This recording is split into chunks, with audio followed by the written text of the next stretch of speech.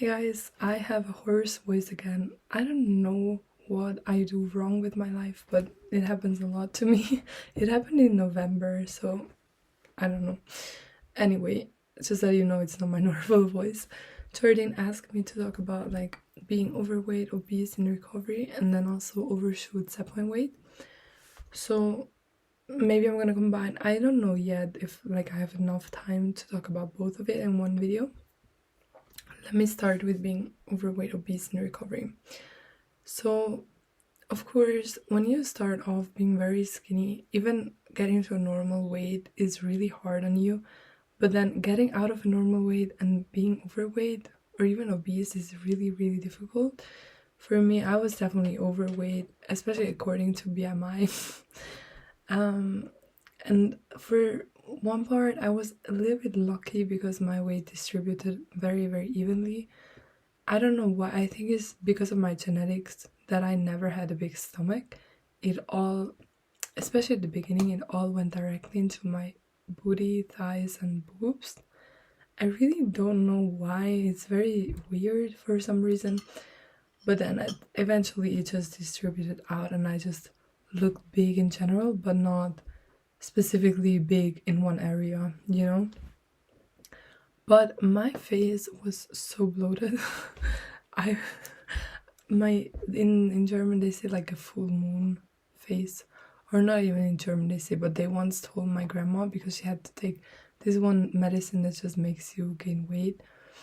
So then her doctor said like she has a full moon face because that's apparently the medical way to say it. So I had that, and I was very insecure, of course. I mean, as I said, gaining weight in general makes you very insecure. And one thing that I realized, I talked about it before, but it's just that you can imagine no matter how much weight you gain, you will be insecure. So it didn't really make that. I mean, yes, it made a difference because obviously you get treated differently when you get overweight than when, or like you have a different set of problems. But I was more or less the same level of insecure or sad about me gaining weight when I gained a little bit of weight and when I gained a lot of weight. For some reason, it didn't really make a difference, but I had a lot of issues regarding like feeling always like the biggest out of the group. Feeling like, for example, with my roommates, we would watch movies a lot on this one roommate's bed, and other roommates they would just jump on it or like really sit, and I would really, really carefully sit on it because I was always scared that the bed would break because of my weight. And this is something that nobody out of my roommates would relate to, you know, and I also wouldn't talk about it. It was just something that made me very insecure. But I was kind of used to it, or like the feeling to be a little bit different because I've always been the tallest out of my friends. So I always felt like the biggest too, and now feeling like the curviest was just an additional insecurity. So how did I deal with it? I think honestly for a lot of the time I just felt insecure. I didn't really do anything about it. But the most important thing is that you remember you still have to enjoy life. That your insecurity cannot hold you back from experiencing things. So I think it was like around half a year where I literally didn't really experience much, because I was just too insecure. I was like, no, everyone's gonna think like, oh my god, she's so big, blah blah blah. So I just wouldn't go to parties because I thought like everyone's gonna judge me anyway, like it won't be fun, I will feel insecure anyway. And then at some point I just started going out even though I felt horrible about it. And yes, the first few times were not so nice, but over time you just get used to it and you stop caring too much about the way you look and you start focusing more about what's happening. So I think that's my biggest tip. Just go out and force yourself to do things, to do fun things, even though you might think like your weight or the way you look is hindering you or will ruin the experience. Honestly, maybe it will, but you have to do it again and again until you get used to it. Yeah, that's my first tip. And then also, I relate to the feeling of like hating when people take pictures of you, but literally let them take pictures of you, and at some point you will kind of like see yourself out of different angles and you will start liking the image. That's at least what happened to me.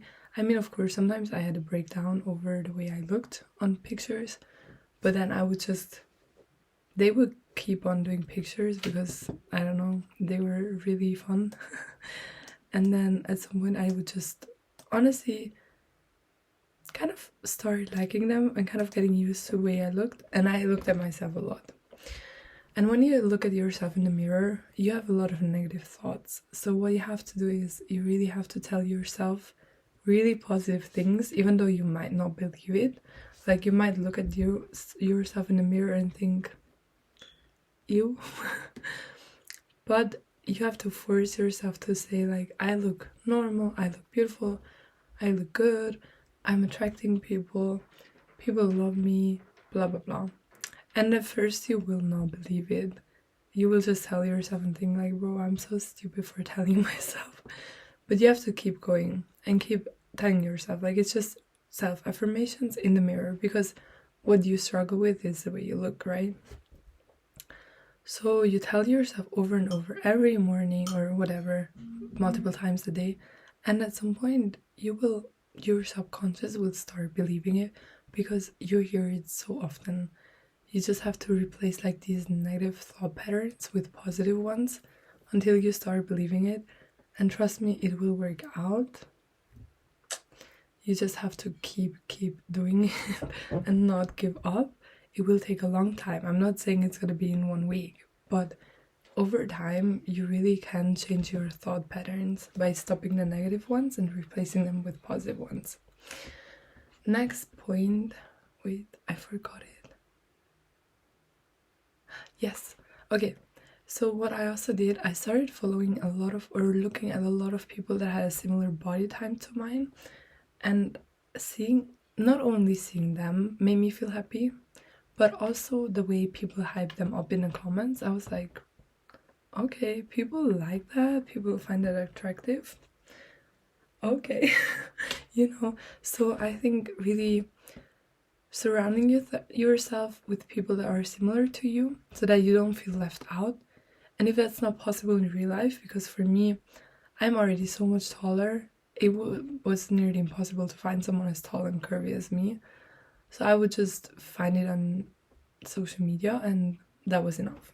Like, for me, it already helped.